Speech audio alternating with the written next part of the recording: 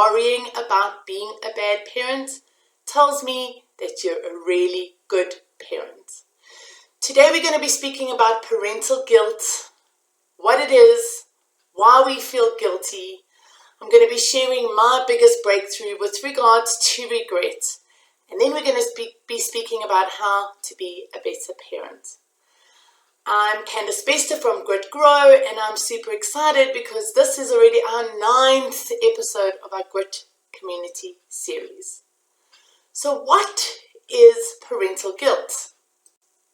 That sneaky feeling that comes out of absolutely nowhere. That feeling of regret, constantly looking for what I'm doing wrong, where I'm falling short, where I could be better.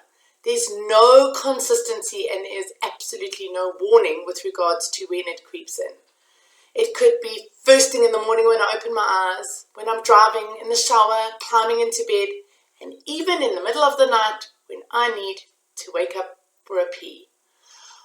What kind of things am I feeling guilty about? Well, everything. I wish I had breathed before I reacted. I knew better. Why did I do that?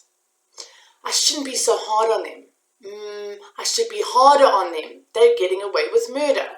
I'm not spending enough time with them. I'm spending too much time with them. I'm going to smother them. I should have been more present. I should have listened more. I'm working too hard. They need me more. It is incessant and it just doesn't stop. I have a belief that the day you give birth to a child, that is the day that this creeps in. So why is it that we feel so guilty all the time?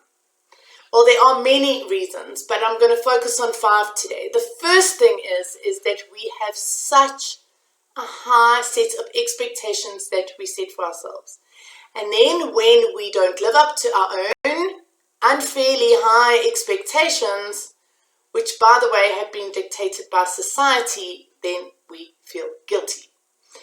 The next reason is that we compare ourselves to other people. So we look at other parents who we think are doing a better job, and then our perception is that we're not good enough and we're not good at doing a good enough job.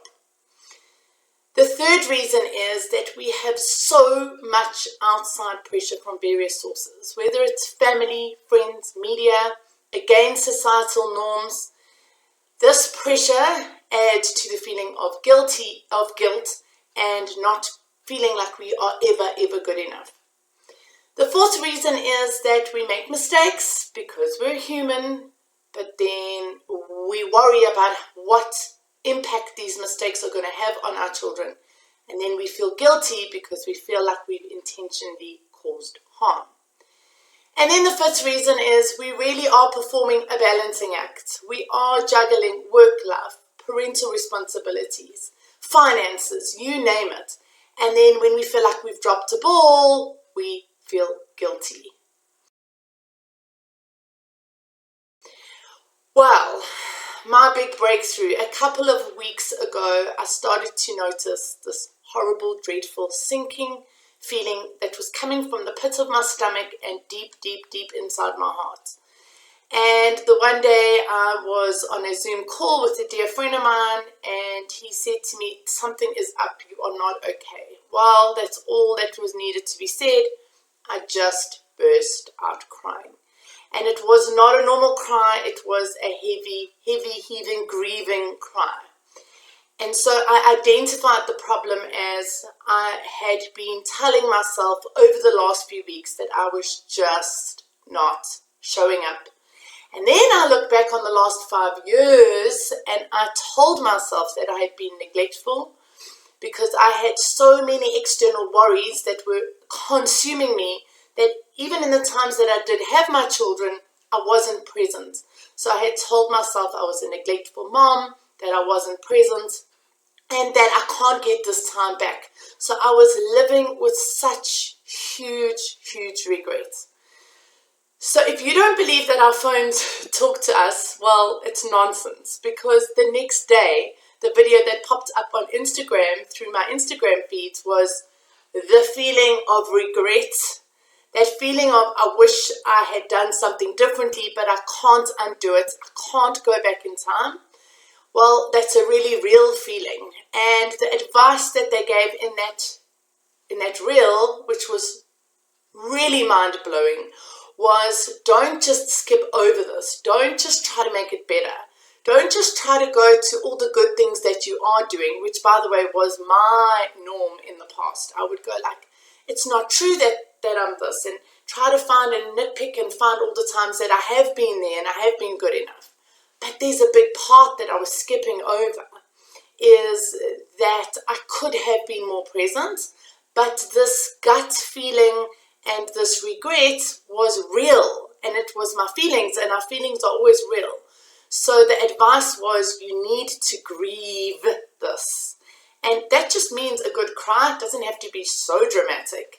And so I gave myself that space, and then I did grieve it. And then the next part, which I think is life-changing, is you can't undo the past. What are you going to do differently going forward? And so I set an intention and I put it out there, and I said, I want to do things differently. I want to have conversations with my kids and ask them what is their perception of me as a mother. And then the opportunity arose. Just yesterday, I took my son, who is now 16, for lunch. And I thought there were going to be tears, but there weren't, because I'd already grieved it. So the guilt had lifted. And I told him how it's been for me over the last 5 years while I have been struggling. And I asked him the very, very important question: what has his perception been? Well, I'm laughing because the answer that I got was totally out of the blue, unexpected, and I literally sat there chuckling to myself. He said, Mom, you know, when I come to you, then you haven't seen me for a whole week because I've been with Dad. And then it's like there's so much love and there's so much attention, and it's like a lot. And then when I go to Dad, he feels exactly the same because he hasn't seen me for a week. So then it's like so much love and like so much attention. So I actually have to go to my friends sometimes to get away from it. And I was just like, wow, how is that for a completely chalk and cheese different perception? And so that breakthrough taught me a couple of things. It taught me, obviously, how very, very hard I am on myself, how these expectations are completely unrealistic, to remind myself that I am just human, and that the fact that I could go and vulnerably share this with him and ask for his feedback. It's not easy for us as parents to receive feedback, specifically if we're waiting for negative feedback. But that in itself told me something that I wanted to celebrate about myself, which means I will do whatever it takes to be better. And at the same time, I am modeling to my children that you don't have to be perfect, that you just need to be better. And when you mess up, or when you feel like you haven't been the best version, can you be better? And so it opened up the conversation to have date nights or date afternoons with each of my 3 kids at some stage every month, to have an hour set aside every night where it's just him and I when the other 2 have gone to sleep. And I really, really am going to stick to that, because I want to show him that he is so important that when I make promises to him, I'm not going to break them. So this brings me to the last part of the video, which is how can we be a better parent? I think it is to be open to feedback from our children, because it's hard to hear it. And as much as what we want to give them feedback and we want them to get better, we need to be able to do that for ourselves. So to sit our children down at dinner and say, okay, my darling, like, what do you see me doing that you think I could do better? And oh my goodness, if you open up that can of worms, you need to breathe through your triggers. You need to notice if you're defending yourself, because if you've asked the question, you need to be open enough to get the feedback. And when they say things like, you know, Mom, because they're going to, kids are so honest.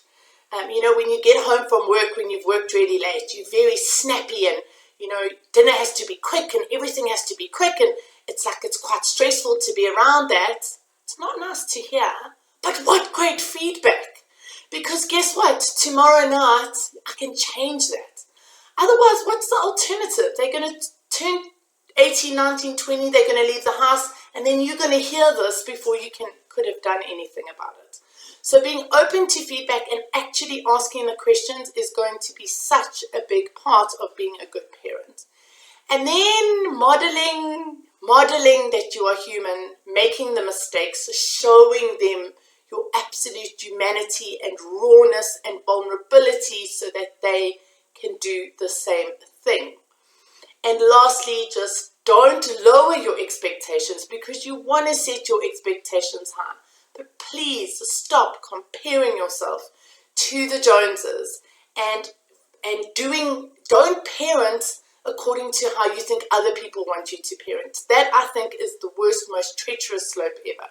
We are different. Our family is different. That might work for you. It doesn't need to work for me. When people give you advice, you can say, well, thank you, I hear you, but you don't actually have to take it if it doesn't land for you.